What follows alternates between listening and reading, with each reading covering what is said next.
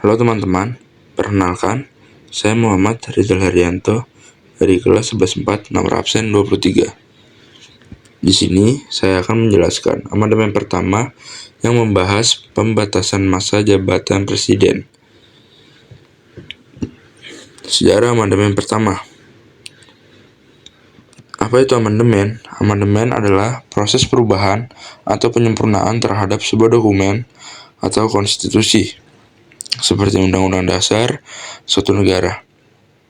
Amandemen biasa dilakukan untuk mengakomodasi perubahan-perubahan dalam masyarakat atau kebutuhan yang mungkin telah berubah sejak dokumen tersebut pertama kali diadopsi. Amandemen dapat melibatkan penambahan, penghapusan, atau perubahan kata-kata tertentu dalam dokumen tersebut. Apa yang melatar belakangi amandemen pertama? Amandemen pertama dilakukan karena adanya desakan kuat selama masa kemelut politik dan krisis kepercayaan yang dipicu oleh krisis moneter tahun 1997.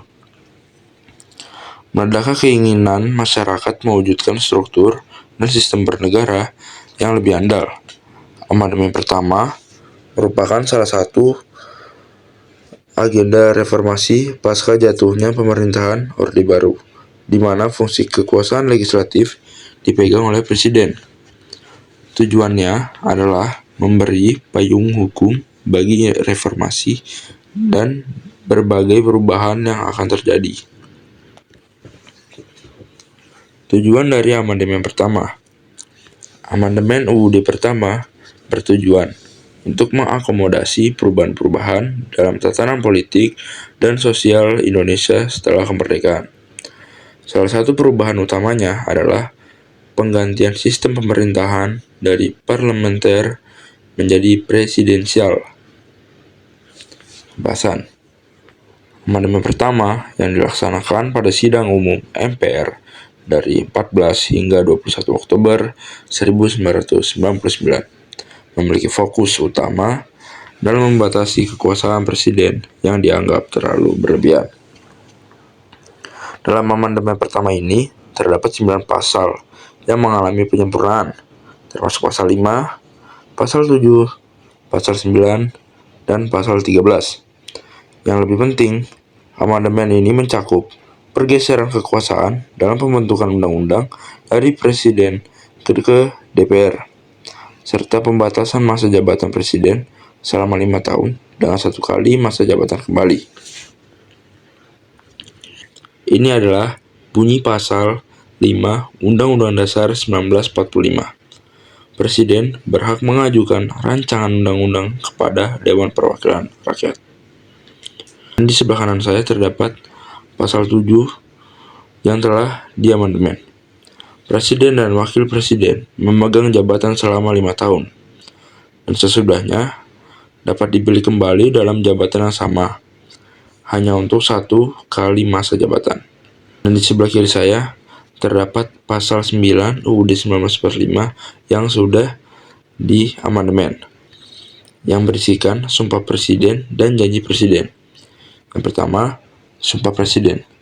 Demi Allah, saya bersumpah akan memenuhi kewajiban Presiden Republik Indonesia dan sebaik-baiknya dan seadil-adilnya, memegang teguh Undang-Undang Dasar dan menjalankan segala undang-undang dan peraturannya dengan seluruh serta berbakti kepada nusa dan bangsa. Selanjutnya ada janji presiden.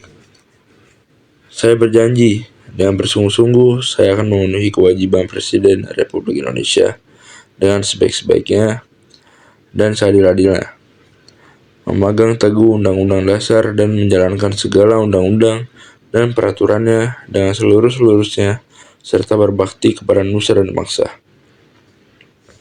Selanjutnya terdapat pasal 13 UUD 1945 yang sudah diamandemen. Yang pertama, Presiden mengangkat duta dan konsul.